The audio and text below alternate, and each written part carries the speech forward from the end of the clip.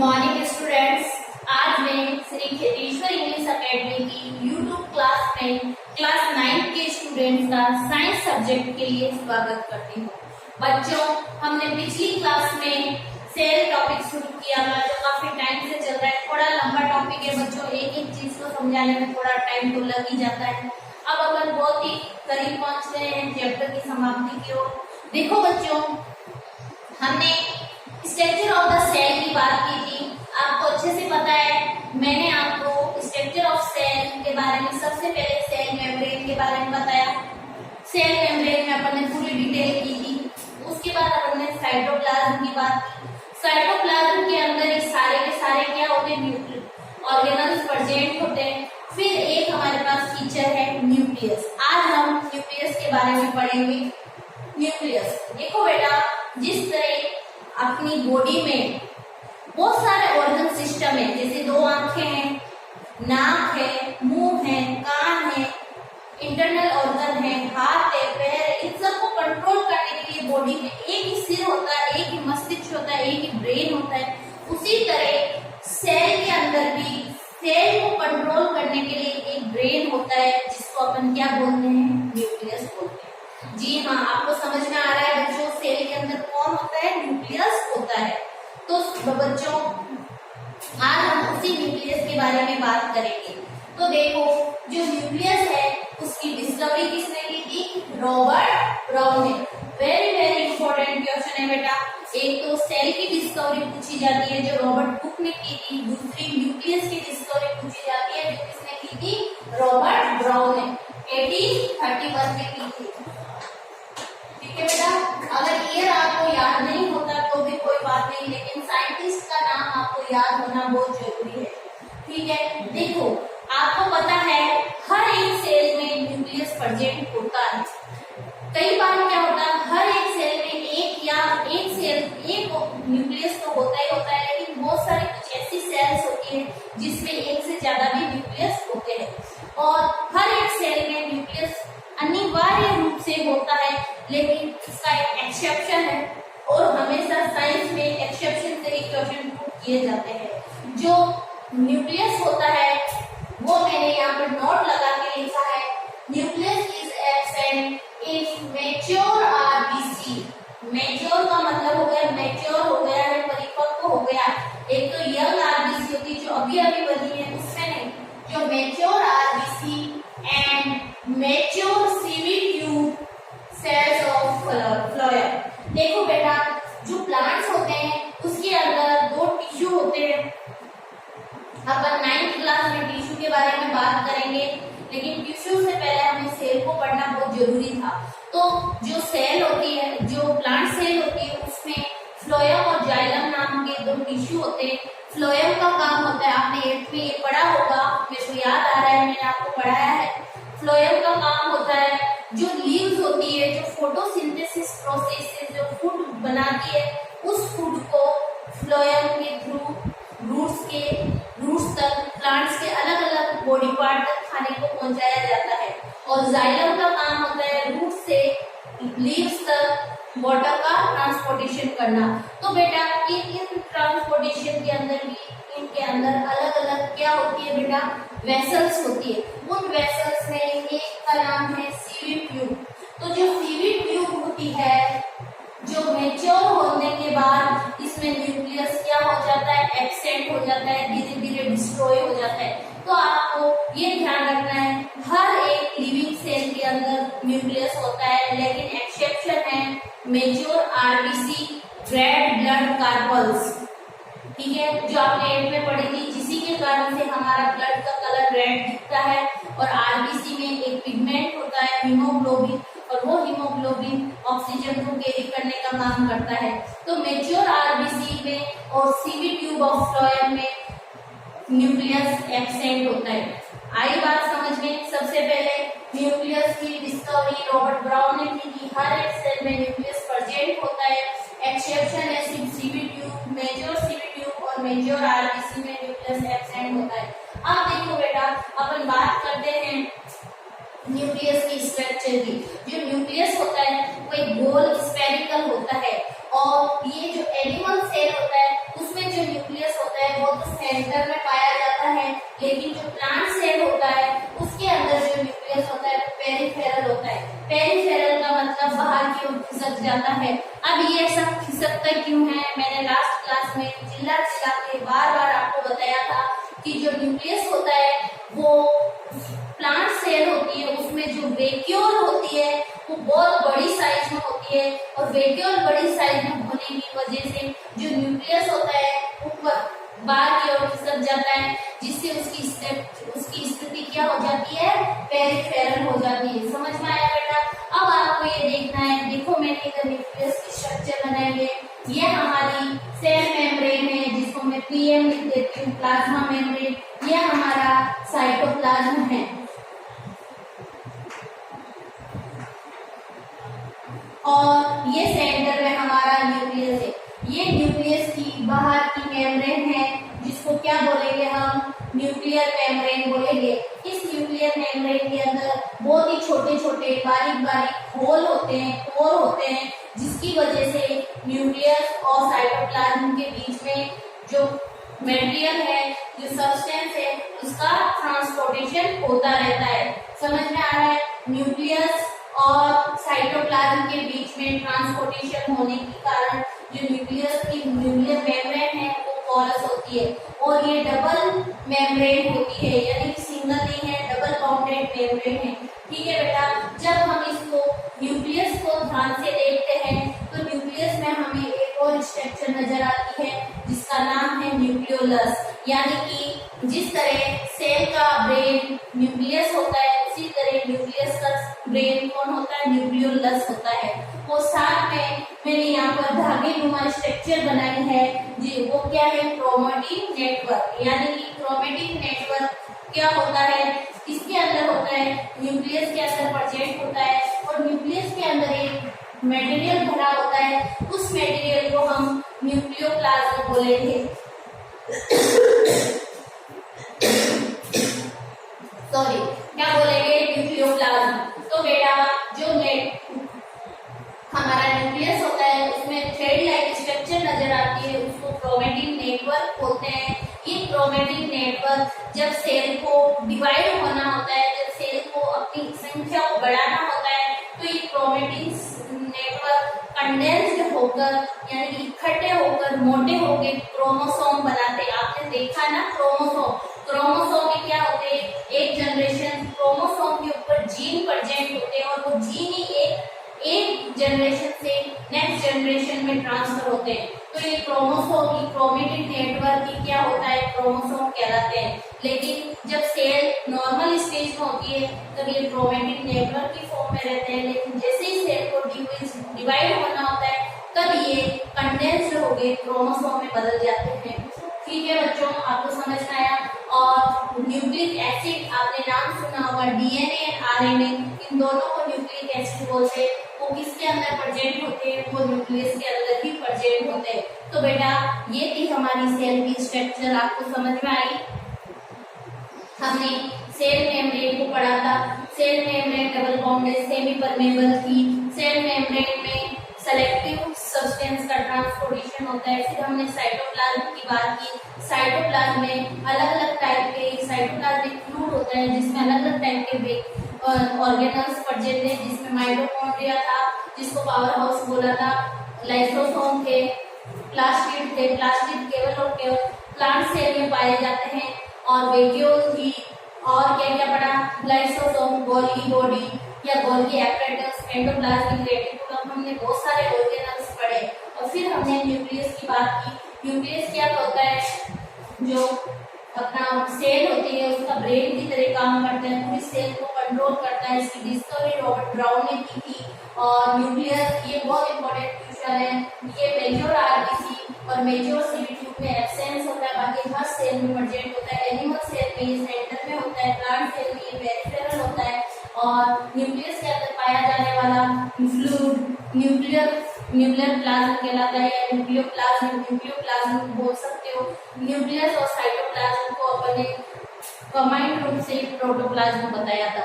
तो बच्चों आज हमारी सेल की स्ट्रक्चर समाप्त होती है। अब हम दो सेल, एक तो हमें प्लांट सेल और एनिमल सेल के बारे में डिफरेंस पढ़ना है। दूसरा हमें प्रोकैरियोटिक सेल और यूकैरियोटिक सेल में क्या होती है ये पढ़ना है। प्रोकैरियोटिक और यूकैरियोटिक बेटा पहले इसलिए नहीं बताई क्योंकि उसमें प्लास्टिड लाइक तो हम अलग अलग बात करते हैं, न्यूक्लियस तो आपको समझ में नहीं आता, इसलिए मैंने आपको पढ़ाया नहीं। अब पढ़ाऊंगी तो बहुत आसानी से क्लियर हो जाएगा। एक बार आप इसको नोट कर लीजिए, फिर मैं आगे बढ़ती हूँ।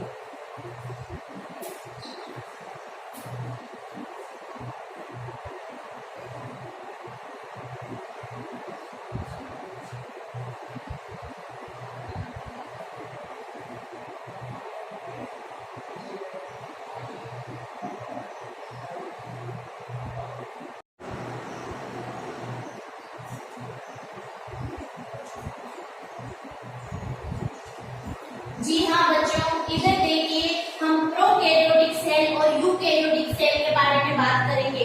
जिस तरह मैंने आपको चैप्टर जो शुरू करवाया था उसमें मैंने आपको सेल ऑर्गेनल्स की बात की थी। जो सेल ऑर्गेनल्स थे जो सेल था उसके सेलुलर कंपोजिशन के बेस पे हमने सेल ऑर्गेनिज्म को दो कैटेगरी में बांटा था, यूनिसेलुलर और मल्टीसेलुलर। बेटा अब हमें यहाँ देखिए जो सेल होती है उसकी टाइप्स कैसी होती है। सेल दो तरह की होती है, एक होती है प्रोकैरियोटिक सेल, दूसरी होती है यूकैरियोटिक सेल। जो प्रोकैरियोटिक सेल होती है, प्रो का मतलब होता है जो पहले, जो बहुत पहले सबसे पहले अर्थ पे जो डेवलप हुए वो प्रो की कैटेगरी में आएंगे। और कैरियोटिक का मतलब होता है न्यूक्लियस, यानी जिसमें पहले टाइप का न्यूक्लियस पाया जाता है वो सेल प्रोकैरियोटिक सेल कहलाती है। यूकैरियोटिक का मतलब जो अभी एट परसेंट जो डेवलप हो गई है सेल उनमें जो न्यूक्लियस पाया जाता है वो सेल क्या कहलाएगी, यूकैरियोटिक सेल कहलाएगी। तो बच्चों हमें ये देखना है जो प्रोकैरियोटिक सेल है उसमें जो सेल की साइज होती है वो जनरली स्मॉल होती है, यानी कि प्रोकैरियोटिक सेल वो छोटी होती है जो हमें खुली आंखों से, नग्न आंखों से नहीं दिखती है। इसके लिए हमें माइक्रोस्कोप का यूज करना पड़ेगा। जो प्रोकैरियोटिक सेल होती है उसकी साइज बहुत ज्यादा स्मॉल होती है और ये साइज 1 से लेके 1 to 10 माइक्रोमीटर हो सकती है। अब आप बोलोगे मैडम माइक्रोमीटर का मतलब क्या है? 1 micrometre is equal to 10 to power -6 metre. 10 to power -6 1 में 10 lakhs का आप अगर डिवाइड करोगे तो जो अमाउंट आएगी वो माइक्रोमीटर होगी। तो आपको समझ में आया माइक्रोमीटर बराबर कितना होगा? 10 to power -6 मीटर। ठीक है बेटा। और यूकैरियोटिक सेल की जो साइज होती है वो जनरली बड़ी होती है, इससे प्रोकैरियोटिक से देखो साइज लार्ज है, 5 to 100 माइक्रोमीटर होती है। फिर हम बात करेंगे न्यूक्लियर रीजन की। देखो बच्चों न्यूक्लियर रीजन में हम न्यूक्लियस की बात करेंगे और हमने हमारी सेल को न्यूक्लियस के बेसिस पे ही हमने दो कैटेगरी में बांटा है। प्रोकैरियोटिक सेल में जो न्यूक्लियस होता है वो वेल डिफाइंड न्यूक्लियस नहीं होता है। जो हमने अभी न्यूक्लियस की स्ट्रक्चर पढ़ी थी जिसमें न्यूक्लियस डबल मेम्ब्रेन बाउंडेड था, जिसके अंदर न्यूक्लियोलस पाया जाता था, क्रोमैटिन नेटवर्क पाए जाते थे, न्यूक्लियोप्लाज्म पाया जाता था, वैसा इसमें न्यूक्लियस नहीं होता है। तो आपके माइंड में आया होगा कि मैडम तो फिर कैसा होता है? तो बेटा जो प्रोकैरियोटिक सेल होती है उसके न्यूक्लियस के ऊपर न्यूक्लियर मेम्ब्रेन नहीं होती। न्यूक्लियर मेम्ब्रेन नहीं होने की वजह से इसका जो न्यूक्लियोप्लाज्म होता है पूरा का पूरा सेल साइटोप्लाज्म में फैल जाता है और इस फैले हुए न्यूक्लियोप्लाज्म को और ऐसे स्ट्रक्चर को हम क्या बोलेंगे? न्यूक्लियोइड बोलेंगे। क्या बोलेंगे? न्यूक्लियोइड बोलेंगे। देखो बच्चों undefined due to the absence of nuclear membrane and known as nucleoid. समझ में आया? यानी कि इनके ऊपर कोई भी इसके न्यूक्लियस के ऊपर से न्यूक्लियर मेम्ब्रेन नहीं होने की वजह से इसका जो न्यूक्लियोप्लाज्म है, जो लिक्विड होता है न्यूक्लियस के अंदर उसको हम न्यूक्लियोप्लाज्म बोलते हैं। वो न्यूक्लियोप्लाज्म पूरा का पूरा सेल मेम्ब्रेन में फैल जाता है, साइटोप्लाज्म में फैल जाता है और ऐसे फैले हुए साइटोप्लाज्म को हम क्या बोलेंगे? न्यूक्लियोलॉइड बोलेंगे। ऐसे फैले हुए साइटोप्लाज्म में न्यूक्लियस को हम न्यूक्लियोलॉइड बोलेंगे।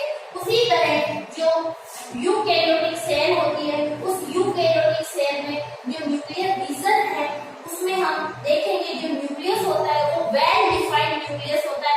अभी जो हमने न्यूक्लियस की स्ट्रक्चर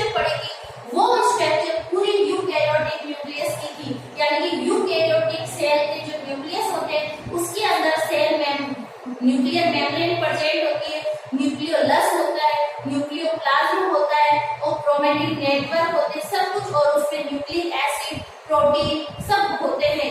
लेकिन इसमें ऐसा नहीं होता है। तीसरा पॉइंट है हमारे पास, जो क्रोमोसोम होते हैं प्रोकैरियोटिक सेल में वो सिंगल होते हैं, जबकि यूकैरियोटिक सेल में जो क्रोमोसोम होते हैं वो मोर देन वन होते हैं, यानी कि इसमें सिर्फ और सिर्फ सिंगल क्रोमोसोम होगा और वही क्रोमोसोम सारी की सारी सेल की इंफॉर्मेशन को नेक्स्ट जनरेशन में क्या करेगा, लेके जाएगा।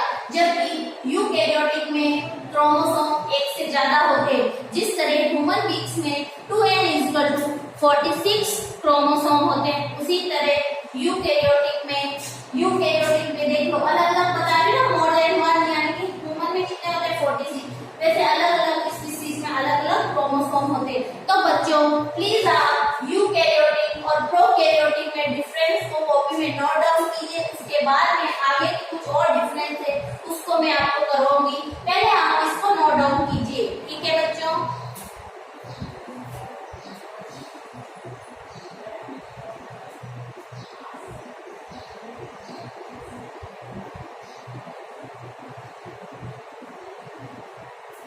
जी हाँ बच्चों, इधर देखिए प्रोकैरियोटिक और यूकैरियोटिक सेल में नेक्स्ट हमारा डिफरेंस है। जो प्रोकैरियोटिक होते हैं वो आपको पता है, जब इनके अंदर न्यूक्लियस ऐसे फैला हुआ होता है तो इसके अंदर मेम्ब्रेन बाउंडेड ऑर्गेनल्स एब्सेंट होते हैं, membrane bounded cell organelles absent, जबकि यूकैरियोटिक सेल में membrane bounded cell organelles, for example chloroplast, Golgi body, mitochondria, ये अपने क्या कहते हैं एंडोप्लाज्मिक रेटिकुलम, ये सारे के सारे क्या होते हैं बेटा, प्रेजेंट होते हैं। तो आपको समझ में आया, अभी अभी हमने प्रोकैरियोटिक सेल और यूकैरियोटिक सेल के बारे में डिफरेंस देखा है।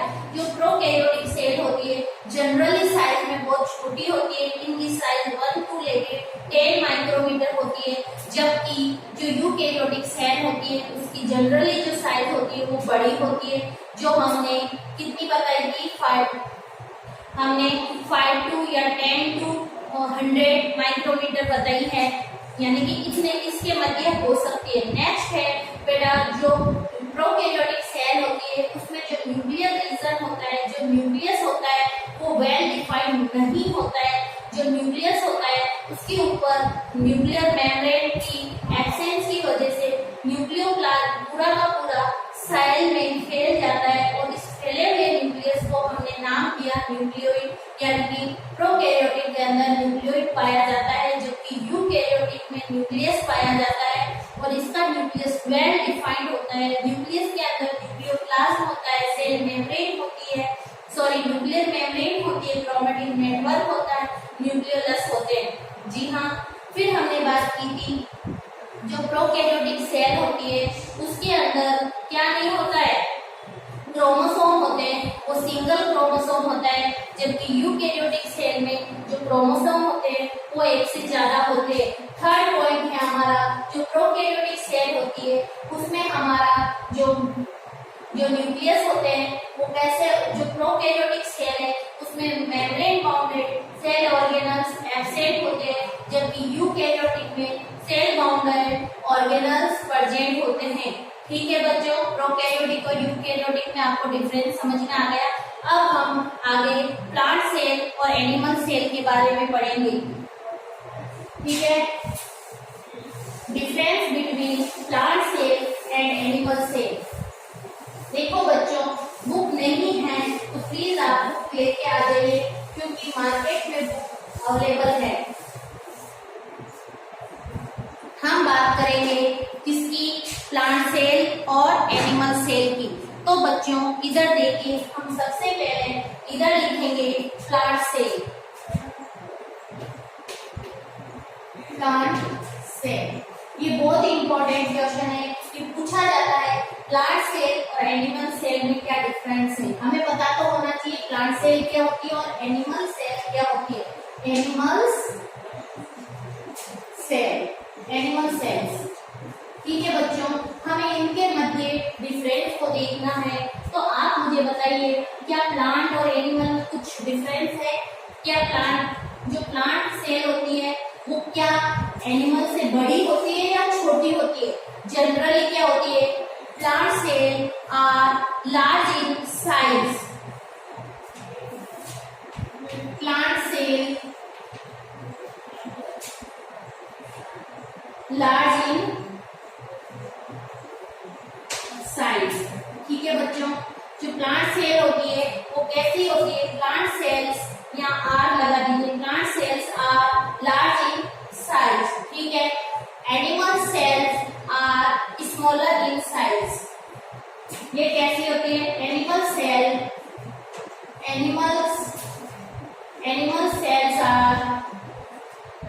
आर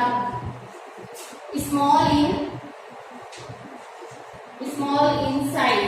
ये कंपेरेटिवली इससे प्लांट सेल की तुलना में एनिमल सेल जो होती है वो कैसी होती है? छोटी होती है, स्मॉल होती है। फिर आपने देखा होगा कि जो प्लांट सेल था उसके अंदर हमने जो सेल मेम्ब्रेन थी, प्लाज्मा मेम्ब्रेन थी, उसके बाहर एक और एक्स्ट्रा मेम्ब्रेन पाई जाती थी जिसको हम बोलते थे सेल वॉल। तो प्लांट सेल के अंदर cell wall is present. Very very important question है बेटा कि हम जब किसी भी सेल की स्ट्रक्चर को देखते हैं तो हमें अगर सेल मेम्ब्रेन के बाहर सेल वॉल की उपस्थिति नजर आए तो वो सेल कैसी होगी? प्लांट सेल होगी। तो जो सेल वॉल होती है वो इसमें क्या होती है? प्रेजेंट होती है, जबकि जो एनिमल सेल है उसमें सेल वॉल इज एब्सेंट। समझ में आ रहा है बच्चों? एब्सेंट। थर्ड पॉइंट है हमारा, सोचिए थर्ड पॉइंट क्या हो सकता है? आप अपने दिमाग में जोर डालिए और बताइए। देखो बेटा, मैंने आपको एक ऑर्गेनल्स के बारे में बात की थी जिसका नाम था प्लास्टिड्स। जिसका नाम क्या था? प्लास्टिड्स। ठीक है, जिसका नाम था प्लास्टिड्स। जो देखो, जिस हमने बताया था जो प्लास्टिड होते हैं वो प्लांट में 3 तरह के होते हैं। प्लांट्स में एक होता क्लोरोप्लास्ट जिसके अंदर ग्रीन पिगमेंट था, क्लोरोफिल, और उसका कलर सिर्फ और सिर्फ ग्रीन हुआ करता था। एक बात की थी हमने क्रोमोप्लास्ट, जो कलरफुल पार्ट होता है, जो फ्लावर में या कोई रंग बिरंगी पत्तियों में पाया जाता है। जब फ्रूट पकता है तो उसमें कलर आता है, वो क्रोमोप्लास्ट की वजह से आता है। थर्ड हमने बात की थी ल्यूकोप्लास्ट यानी कि जो कलर लेस होता है, जो जड़ों वगैरह में पाया जाता है। तो बेटा इसमें क्या है? ये जो प्लांट्स में ये प्लास्टिड होते हैं वो केवल और केवल किसमें पाए जाते हैं? प्लांट्स में पाए जाते हैं, आर प्रेजेंट। ये दो डिफरेंस बहुत बहुत इंपॉर्टेंट है। थर्ड है हमारा प्लास्टिड्स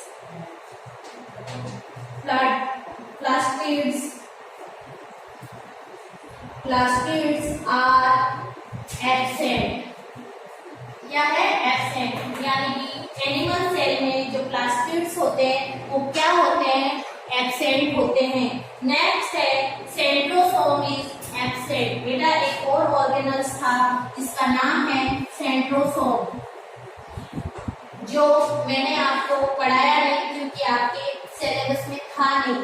हायर क्लासेस में जब आप जाओगे तो वहां पर बताया जाता है सेंट्रोसोम। जो सेंट्रोसोम होता है, जब सेल डिवाइड होती है तो स्पिंडल फाइबर बनते हैं, वो स्पिंडल फाइबर सेंट्रोसोम बनाता है। तो सेंट्रोसोम जो होता है वो प्लांट सेल में एब्सेंट होते हैं। Centrosomes are absent. और इधर हम क्या लिखेंगे? Centrosomes are present. ठीक है बच्चों, समझ में आ रहा है आपको? सेंट्रोसोम्स इसमें क्या होते हैं? प्रेजेंट होते हैं। अब है जो फूड होता है, जो प्लांट के अंदर फूड होता है, food is stored in the form of starch. देखो जो प्लांट सेल होती है उसके अंदर जो फूड होता है वो स्टोर होता है कौन सी फॉर्म में, स्टार्च की फॉर्म में, और जो एनिमल सेल होती है उसमें जो फूड स्टोर होता है वो होता है ग्लाइकोजन की फॉर्म में। आपको समझ में आ रहा है मैं कहना चाह रही हूँ? जैसे प्लांट में जो फूड बनता है, एक्स्ट्रा जो बन जाता है वो उसके बॉडी पार्ट में स्टोर हो जाता है और वो स्टार्च की फॉर्म में स्टोर होता है। जैसे हमने बताया जो पोटैटो है, जो रेडिश है, कैरेट है, ये क्या है, पार्ट प्लांट के अलग अलग बॉडी पार्ट है जिनके अंदर फूड स्टोर होने की वजह से ये फूल गए हैं। तो बच्चों एनिमल के अंदर ग्लाइकोजन के रूप में स्टोर होता है और प्लांट के अंदर स्टार्च के रूप में। एक बार आप ये चारों पॉइंट कॉपी में नोट डाउन कर लीजिए, फिर ये ग्लाइकोजन और स्टार्च वाला मैं आपको लिखवाती हूँ।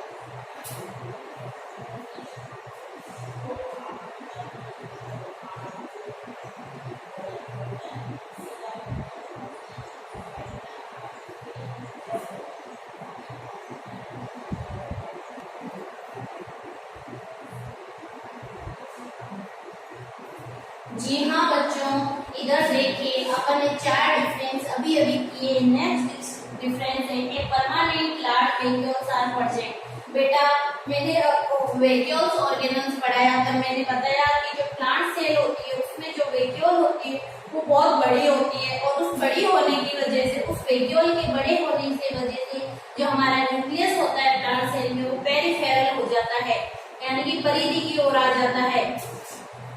ठीक है, और जो एनिमल सेल है उसमें जो वेक्यूल्स है वो जनरली क्या होती है, वेरी स्मॉल होती है या फिर होती ही नहीं, either absent. Vacuoles are very small और आइदर एब्सेंट, यानी या तो वेक्यूल्स होगी तो बहुत छोटी होगी और या फिर होगी ही नहीं। समझ में आ रहा है?